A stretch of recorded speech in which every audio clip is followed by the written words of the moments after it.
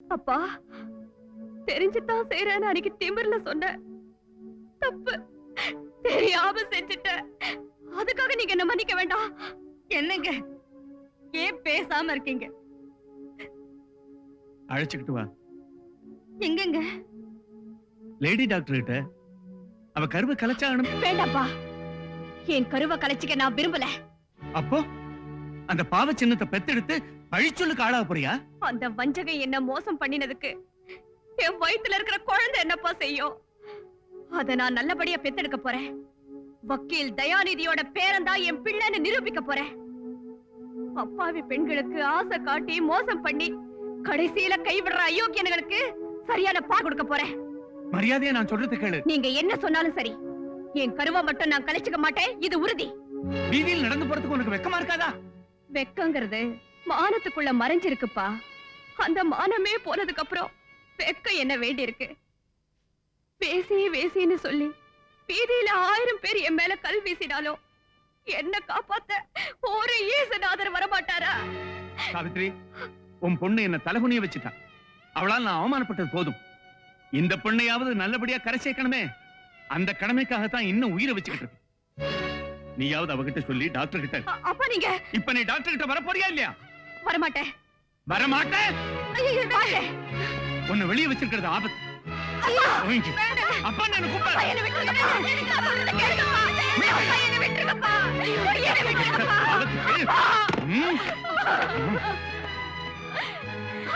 யாராவது ஏதாவது பேசினீங்க, நாளை காலையில என் பணத்தை தான் பாப்பீங்க. சொல்லிட்டேன். அந்த வஞ்சகை என்ன மோசம் பண்ணினதுக்கு என் வயித்துல இருக்கிற குழந்தை என்னப்பா செய்யும்? அத நான் நல்லபடியா பெத்தெடுக்க போறேன். வக்கீல் தயாநிதியோட பேரன் தான் என் பிள்ளைன்னு நிரூபிக்க போறேன். அப்பாவி பெண்களுக்கு ஆசை காட்டி மோசம் பண்ணி கடைசியில கைவிடுற அயோக்கியனுங்களுக்கு சரியான பாடம் கத்து கொடுக்க போறேன். வாழ்க்கை ஓடுது.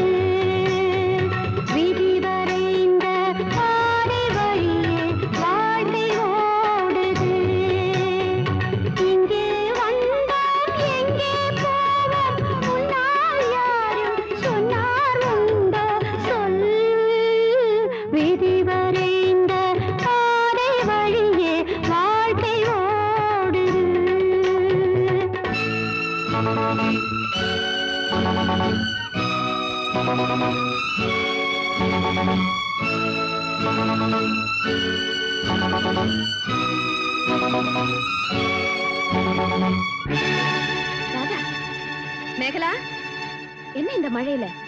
மேடம், ஆண்டிக்கு டவலும் புடவை எடுத்துட்டு வா. சரி மேடம். ஏ ராதா, வீட்ல ஏதாவது? ஆமா, நான் கர்ப்பமா இருக்கிறது தெரிஞ்சு போச்சு. அபார்ஷன் பண்ணிக்கிறதுக்காக அப்பா டாக்டர் கிட்ட கூப்பிட்டாரு. முடியாதுன்னு சொல்லிட்டேன். லெட்டர் எழுதி வச்சுட்டு யாருக்குமே தெரியாம வீட்டை விட்டு வந்துட்டேன். ஏ, சொல்லிட்டே வந்திருக்கலாமே. சொன்னா எங்க அப்பா என்ன வெளியில விட மாட்டாரு. நான் வரலன்னா எனக்காக நீங்க கேஸ் போட முடியாது. நடக்கிறது நடக்கட்டும்னு தைரியமா வந்துட்டேன். கவலைப்படாத அப்படின்னு நான் உனக்கு ஆறுதல் சொல்ல வேண்டிய அவசியம் இல்லை. You are a different type of girl. I appreciate you. இந்தாங்க ஆண்டி. Thank you. ஏம்மா, இது உங்க மகளா? ஒரு அனாதை. அவ குழந்தையா இருந்தப்போ ஆசிரமத்துல இருந்து எடுத்துட்டு வந்து வளர்க்கிறேன். இனிமே நீயும் இங்கேயே இருக்கலாம். உங்க அப்பா கிட்ட நான் சொல்லிக்கிறேன். ரொம்ப நன்றிமா. உன் வேலை முடிஞ்சது.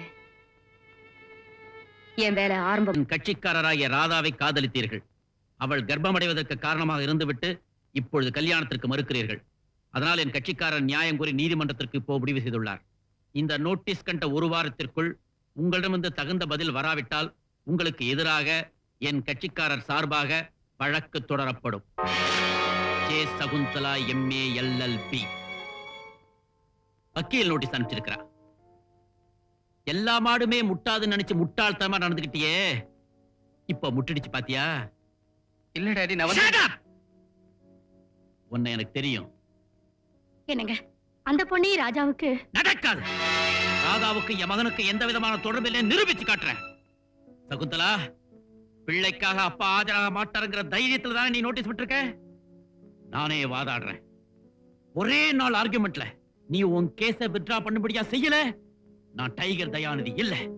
It is a challenge.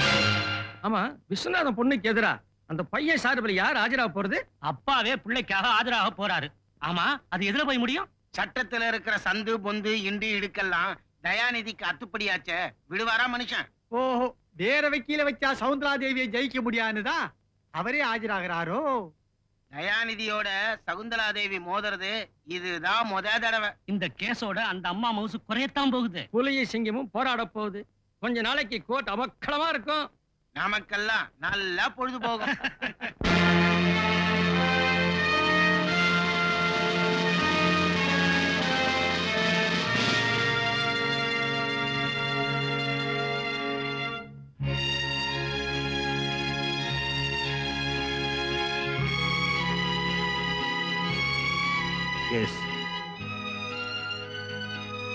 இந்த வழக்கில் அட்வொகேட் தயாநிதியின் மகன் ராஜா மீது கோர்ட் குமாஸ்தா விஸ்வநாதனின் மகள் ராதா தனது வக்கீல் சகுந்தலா தேவியின் மூலம் குற்றப்பத்திரிகை தாக்கல் செய்திருக்கிறார். ராஜா ராதாவை காதலித்து கல்யாணம் செய்து கொள்வதாக வாக்களித்தார் என்றும், அந்த அடிப்படையில் ராதா கர்ப்பமடைவதற்கு காரணமாக இருந்துவிட்டு பிறகு கல்யாணம் செய்து கொள்ள மறுத்துவிட்டார் என்றும் குற்றம் சாட்டப்பட்டிருக்கிறது.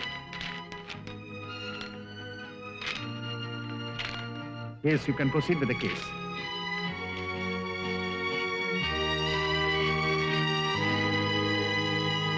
நான் சொல்வதெல்லாம் உண்மை, நான் சொல்லுவதெல்லாம் உண்மை, உண்மையை தவிர வேறில்லை.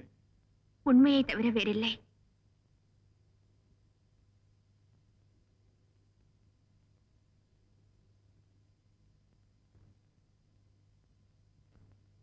ராதா, இந்த ராஜாவை உனக்கு எவ்வளவு நாளா தெரியும்?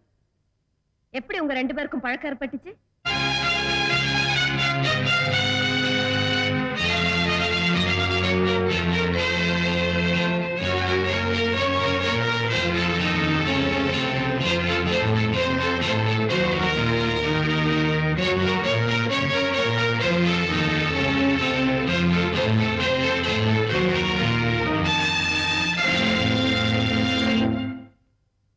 யுவர் ஆனர், பெண் என்பவள் எப்பொழுதுமே வசப்படுகிறவள், அன்பு வசப்படுகிறவள், காதல் வசப்படுகிறவள், ஆண்கள் வசப்படுத்துகிறவர்கள்.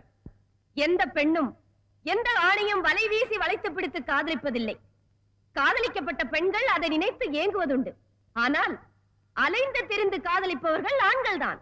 யுவர் ஆனர், இந்த உண்மை அடிப்படையில் அப்பாவியும் அறியா பருவமும் கொண்ட 17 வயது மைனரான என் கட்சிக்காரர் ராதாவை குற்றம் சாட்டப்பட்ட இந்த ராஜா எப்படியோ காதல் வசப்படுத்தி விட்டார். ராஜா ராதாவை காதலித்தது அவள் அன்பை அடைய வேண்டும் என்பதற்காக அல்ல, அவள் அழகை அனுபவிக்க வேண்டும் என்ற வெறி.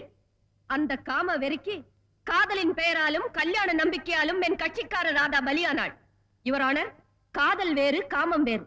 ஆணுடைய சரீர பசிக்கு பெண்ணுடைய உடல் தேவைப்படுகிறது. ராஜாவின் தேவை தீர்ந்து விட்டது. ராதாவுக்கு கல்யாணம் தேவைப்பட்டது. ராஜா தட்டி கழித்தார். ராதா கர்ப்பமானாள்.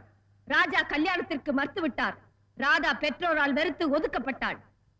விதி என்ற வெள்ளத்தில் அவளை தள்ளிவிட்ட ராஜா நாளைக்கு வேறொரு பெண்ணை மணந்து கொண்டு உல்லாசப்பட ஓட்டப் போகிறார். இது என்ன நியாயம்? இது என்ன நீதி? யுவர் ஆனர், சென்ற டிசம்பர் 83 சென்னையில் நடந்த அனைத்து பெண்கள் சங்க மாநாட்டில் ஹைகோர்ட் நீதிபதி சொன்ன கருத்தை இங்கு நான் படித்து காட்ட வேண்டியது அவசியம் என்று கருதுகிறேன். Yes. பெண்களை மானபங்கப்படுத்துபவர்களுக்கு 10 ஆண்டு கடுங்காவல் ஜெயில் தண்டனை விதிக்கப்பட வேண்டும் என்று பாராளுமன்றத்தில் நிறைவேற்றப்பட்ட சட்டம் மிகவும் வரவேற்கத்தக்கது. இந்த சமுதாயத்தில் ஒரு பெண் மானபங்கம் செய்யப்பட்டால் அவள் தற்கொலை செய்து கொள்வதை தவிர வேறு வழி இல்லை. பெண்களுக்கு இழைக்கப்படும் கொடுமைகளை ஒவ்வொரு பெண்ணும் சிந்தித்து பொறுத்துக் கொள்ள வேண்டிய நிலையில் இருக்கிறார்கள். பெண்கள் இதுவரை ஆண்களுடைய கொடுமைகளை எதிர்த்து போராடியதில்லை. ஆனால் இப்போது பெண்கள் தங்கள் உரிமைகளுக்காக போராடும் காலம் வந்துவிட்டது. யுவர் ஆனர், அந்த காலகட்டத்தின் வழிகாட்டியாக வந்து நிற்கும் என் கட்சிக்காரருக்கு நியாயம் வழங்க வேண்டும். ஒரு மைனர் பெண்ணை மயக்கி கெடுத்து நம்பிக்கை துரோகம் செய்த இந்த குற்றவாளிக்கு தகுந்த தண்டனை அளிக்க வேண்டும் என்று மாண்புமிகு நீதிபதி அவர்களை கேட்டுக்கொள்கிறேன். That's all your honour. எதிர்த்தரப்பு வழக்கறிஞர் தன் வாதத்தை எடுத்துக் கூறலாம்.